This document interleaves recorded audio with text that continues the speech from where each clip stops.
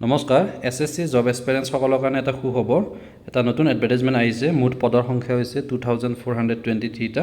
ইয়াৰ বাবে কোৱালিফিকেশন কি লাগিব বা ইম্পৰ্টেন্ট ডেটস লগতে সিলেবাস আৰু অন্যান্য গোটেইখিনি ডিটেইলছ আপোনালোকক ভিডিঅ'টোত দেখুৱাম ভিডিঅ'টো ভালে লাইক কৰিবা আৰু এনেকুৱা ধৰণৰ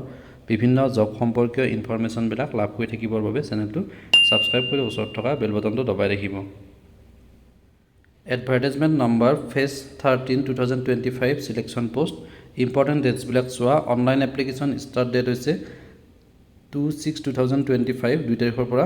এপ্লাই হৈছে আপ টু 23/6/2025 লৈকে তো last date and time of receive of online application 23/6/2025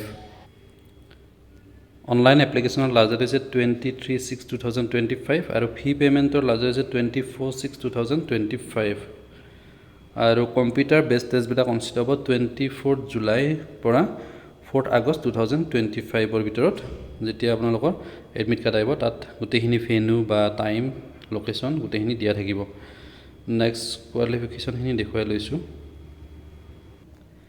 nationality বা সিটিজেনশিপ ইন্ডিয়ান নাগৰিক হ'ব লাগিব বা a subject of Nepal or Bhutan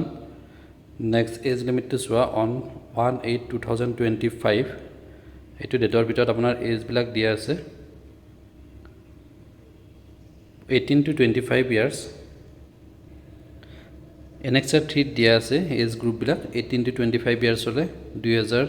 চনৰ 2 আগষ্টৰ ভিতৰত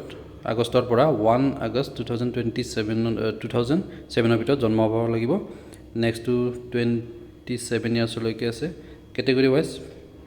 এজ লিমিট বিলাক বেলেগ বেলেগ আছে তো এখিনি Annexure 3 আপোনালোকে পাই যাব নেক্সট আইৰে ৰিল্যাক্সেশন তো এজ ৰিল্যাক্সেশন থাকিব এসসি এসটি কাৰণে 5 years ওবিসি কাৰণে 3 years পিডব্লিউডি কাৰণে 3 years পিডব্লিউবিডি ওবিসি কাৰণে 13 পিডব্লিউবিডি এসসি এসটি কাৰণে 15 years এক্স সাৰ্ভিসমেনৰ কাৰণে তেনেকুৱা ৰিজাৰ্ভেশন বিলাক থাকিব গভৰ্ণমেণ্ট এমপ্লয়ি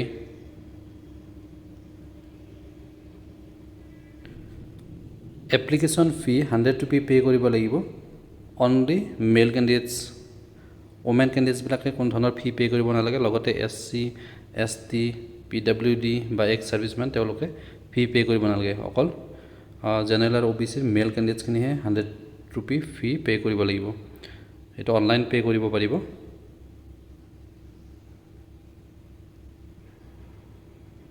কম্পিউটাৰ বেস টেষ্টৰ কাৰণে এক্সাম সেন্টাৰ বিলাক চোৱা নৰ্থ ইষ্ট ৰিজনৰ কাৰণে চাই লৈছো সেন্ট্ৰেল ৰিজন NER এটো ইয়াত আছে ইটানগৰ গুৱাহাটী দিছপুৰ ডিব্ৰুগড় ইম্ফল শিলং আইজল কোহিমা আগৰতলা উখৰুল এইকেইটা NER ৰিজনত হয় এইকেইটা আমাৰ নৰ্থ ইষ্টৰ যাৰ যত সুবিধা হয় তেনেকুৱাকৈ সিলেক্ট কৰিব পাৰিব তিনিটা আপোনাৰ CBT কাৰণে এক্সাম সেন্টাৰ সিলেক্ট কৰিব লাগিব প্ৰিফাৰেন্স দিব পাৰিব তাত এতিয়া সিলেবাসখন দেখুৱাই লৈছো সিলেবাসটো চোৱা MCQ কোৱেশ্চন থাকিব জেনাৰেল ইন্টেলিজেন্সত থাকিব 25 টা MCQ 50 মাৰ্কস নেক্সট জেনাৰেল এৱাৰনেছতো থাকিব 25 কোৱেশ্চন 50 মাৰ্কস প্ৰতিটো কোৱেশ্চনত 2 মাৰ্কস কৈ 60 মিনিট হ'ব এক্সাম ডিউৰেচনটো 1 ঘণ্টাৰ কাৰণে next quantitative aptitude 25 50 marks English language 25 ত 50 মাৰ্কস তো টোটাল 100 কোৱেশ্চন থাকিব আৰু 200 মাৰ্কস থাকিব প্ৰতিটো কোৱেশ্চনত 2 মাৰ্কস কৈ নেগেটিভ মাৰ্কিং থাকিব কম্পিউটাৰ বেস টেষ্ট হ'ব আৰু লগতে আগতে যিবিলাক এক্সাম হৈ গৈছিল এসএসসি তেনেকুৱা কোৱেশ্চন পেপাৰ বিলাকৰ লিংক ভিডিও লিংক ডেসক্ৰিপচনত আছে এইখিনি চাই লব কেনেকুৱা ধৰণৰ কোৱেশ্চন আহিছিল নেক্সট ওয়ান নেগেটিভ মাৰ্কিং থাকিব 0.5 মাৰ্কস অৰ্থাৎ 2 মাৰ্কসত 1/4 কৈ কটা যাব তো 2 নম্বৰ থাকিব যেটো হাফ মাৰ্ক তাত কটা যাব এটা ৰং কোৱেশ্চনত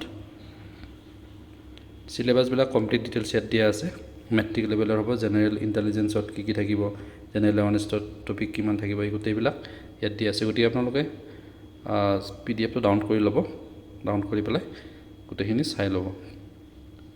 হায়াৰ সেকেন্ডাৰী লেভেলৰ পদৰ কাৰণে সিলেবাসটো দিয়া আছে ইয়াতে